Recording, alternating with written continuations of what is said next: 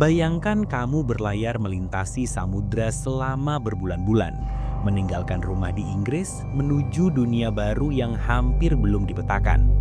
Kamu tiba di sebuah pulau terpencil di pesisir Amerika Utara, membangun rumah, menanam tanaman, mencoba memulai hidup baru.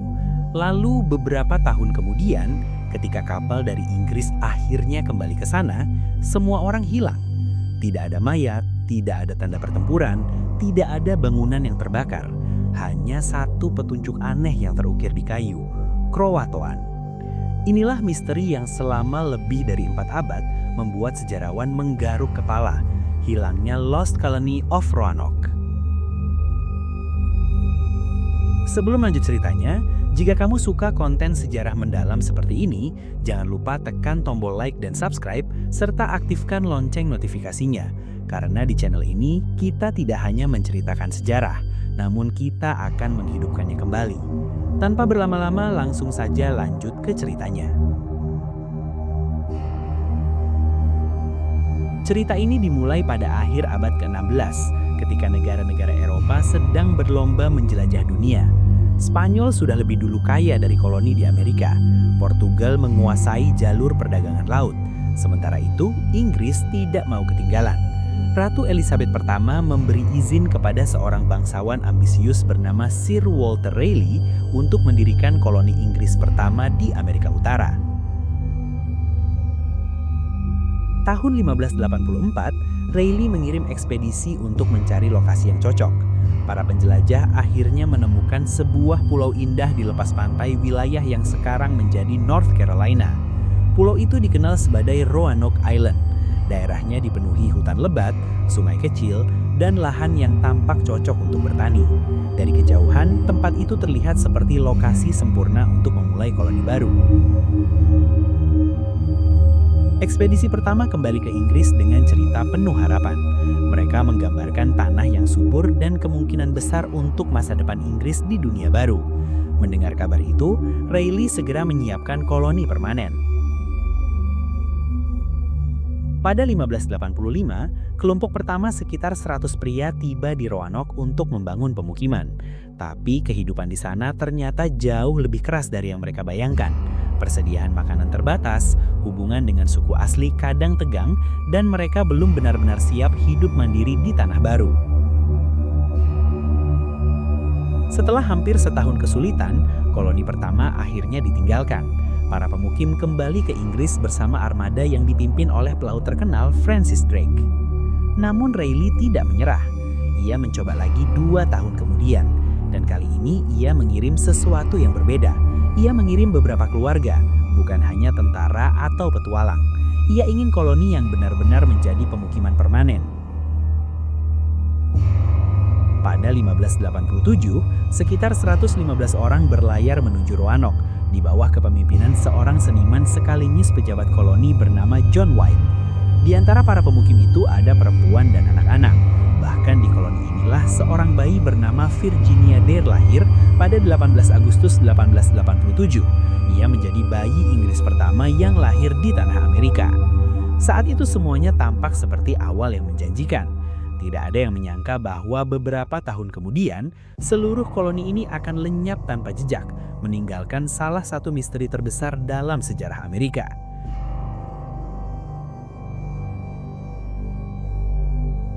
Awalnya, kehidupan di Roanoke Island terlihat penuh harapan, tapi kenyataannya tidak semudah yang dibayangkan para pemukim dari Inggris. Hutan memang lebat, tanah terlihat subur, dan sungai menyediakan air. Tapi mereka tetap menghadapi masalah besar.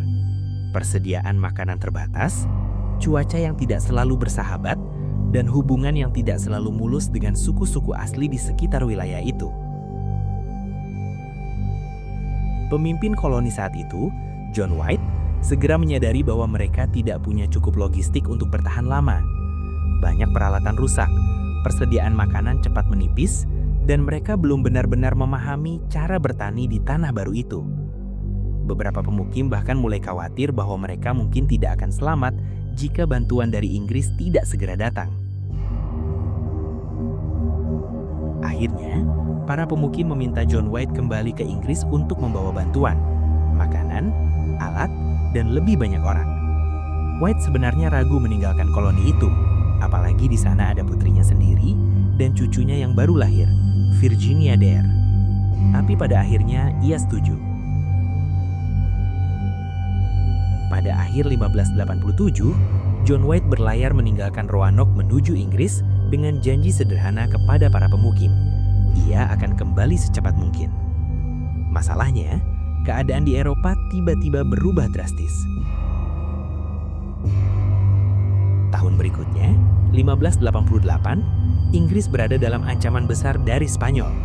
Armada laut raksasa Spanyol, yang dikenal sebagai Spanish Armada, berlayar untuk menyerang Inggris. Karena situasi darurat ini, hampir semua kapal Inggris dipakai untuk perang. Tidak ada kapal yang bisa dikirim kembali ke Roanoke. John White terpaksa menunggu. Hari berubah menjadi bulan, bulan berubah menjadi tahun. Sementara itu, jauh di seberang Samudra Atlantik, koloni kecil di Roanoke harus bertahan sendirian tanpa bantuan. Tidak ada yang benar-benar tahu apa yang terjadi di sana selama waktu itu. Apakah mereka berhasil bertani? Apakah mereka berdamai dengan suku asli? Atau justru menghadapi konflik? Yang jelas, 3 tahun berlalu sebelum White akhirnya mendapatkan kapal untuk kembali. Pada Agustus 1590, ia akhirnya tiba kembali di Roanoke setelah perjalanan panjang melintasi Atlantik. Bayangkan perasaan seorang ayah dan kakek yang kembali ke tempat keluarganya tinggal setelah 3 tahun penuh ketidakpastian. Namun begitu kapal mereka mendekati pulau itu, sesuatu terasa aneh. Tidak ada asap dari cerobong rumah, tidak ada suara manusia, tidak ada tanda kehidupan. Ketika mereka mendarat di Roanoke Island, mereka menemukan pemukiman itu kosong. Rumah-rumah sudah tidak berdiri seperti dulu. Banyak bangunan dibongkar. Tidak ada mayat, tidak ada kerangka, bahkan tidak ada tanda pertempuran. Koloni itu seolah-olah tidak pernah ada. Semua orang hilang. Namun sebelum benar-benar menyerah, John White dan awak kapal mulai mencari petunjuk. Mereka memeriksa pohon-pohon, pagar, dan sisa-sisa bangunan. Lalu mereka menemukan sesuatu yang membuat bulu kudut merinding. Di sebuah tiang kayu, seseorang telah mengukir satu kata, Croatoan. Dan di batang pohon lain, hanya ada 3 huruf, Crow. Tidak ada penjelasan lain, tidak ada pesan tambahan. Hanya satu kata misterius yang ditinggalkan oleh koloni yang hilang.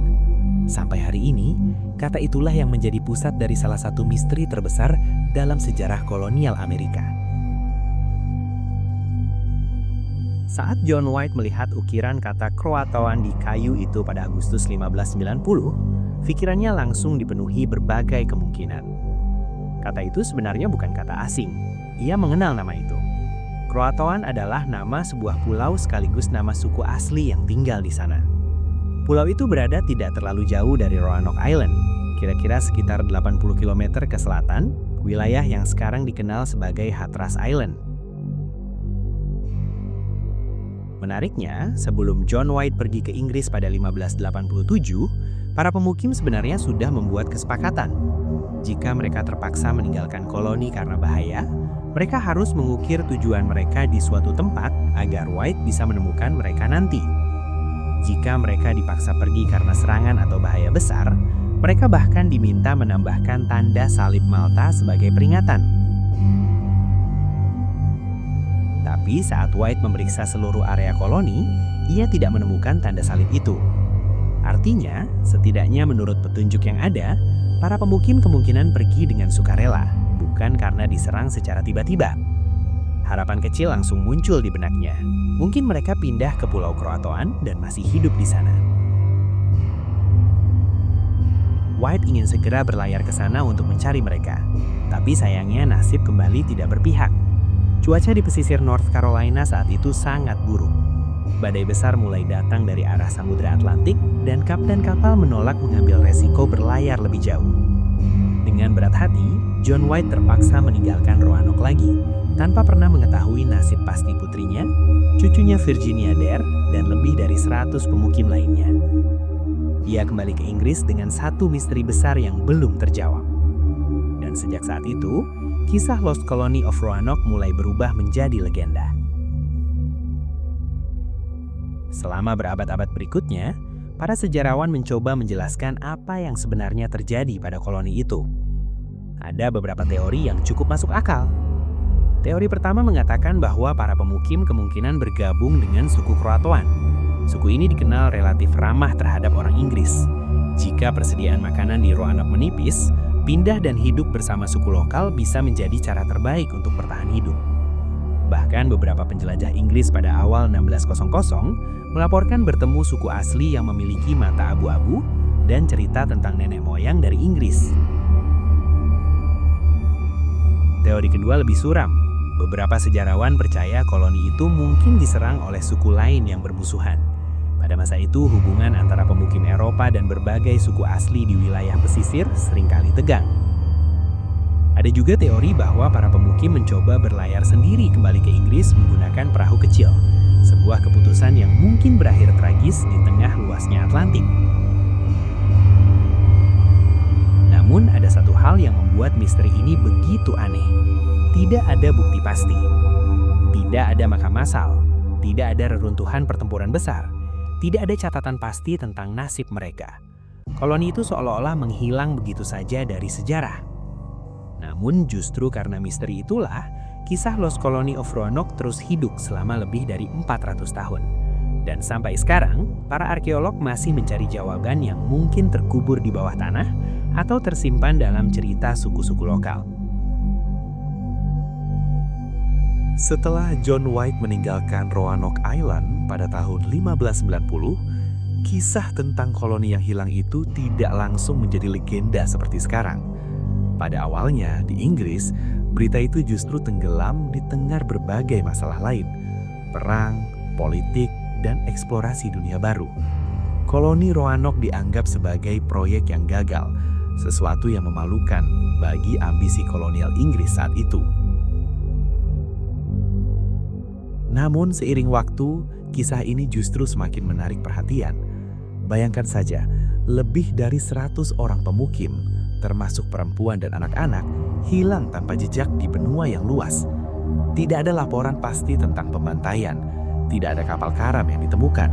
Seolah-olah seluruh komunitas kecil itu ditelan oleh alam liar Amerika. Pada awal abad 16-an, ketika Inggris akhirnya berhasil mendirikan koloni permanen di Jamestown pada tahun 1607, beberapa pemimpin kolonial sempat mencoba mencari petunjuk tentang Roanoke. Kapten John Smith, salah satu tokoh penting di Jamestown, pernah mendengar cerita dari suku-suku lokal tentang orang-orang berkulit putih yang tinggal jauh di pedalaman. Beberapa laporan bahkan menyebut ada desa suku asli yang memiliki rumah bergaya Eropa atau benda-benda buatan Inggris. Tapi cerita-cerita ini sulit dibuktikan. Tidak ada ekspedisi besar yang benar-benar menemukan para pemukim Roanoke. Seiring berjalannya waktu, misteri itu malah semakin besar. Pada abad-abad berikutnya, banyak peneliti mulai mencoba memecahkan teka-teki ini dengan pendekatan yang lebih ilmiah. Para arkeolog mulai menggali situs di sekitar pesisir North Carolina, terutama di sekitar Hatteras Island, tempat yang dulunya dikenal sebagai wilayah suku Kroatoan. Beberapa artefak Inggris dari akhir abad ke-16 memang ditemukan di sana, seperti pecahan keramik, alat logam, dan bagian senjata. Temuan ini membuat sebagian peneliti percaya bahwa setidaknya sebagian pemukim Roanoke mungkin benar-benar pindah dan hidup bersama suku Kroatoan. Ada juga teori bahwa kelompok pemukim itu mungkin terpecah menjadi beberapa bagian. Sebagian mungkin pindah ke Kroatoan, sementara yang lain mencoba bertahan di daratan utama Amerika. Tapi sampai hari ini tidak ada bukti yang benar-benar memastikan nasib mereka. Dan justru disitulah letak daya tarik cerita ini. Lost Colony of Roanoke bukan hanya kisah tentang koloni yang gagal. Ia adalah salah satu misteri sejarah paling terkenal di Amerika. Kisah ini sering muncul dalam buku sejarah, film dokumenter, bahkan cerita rakyat di wilayah pesisir Carolina. Lebih dari 4 abad telah berlalu sejak para pemukim itu menghilang. Dunia telah berubah total sejak tahun 1587.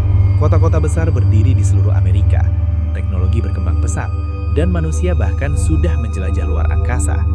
Namun satu pertanyaan sederhana dari masa lalu masih belum terjawab sepenuhnya.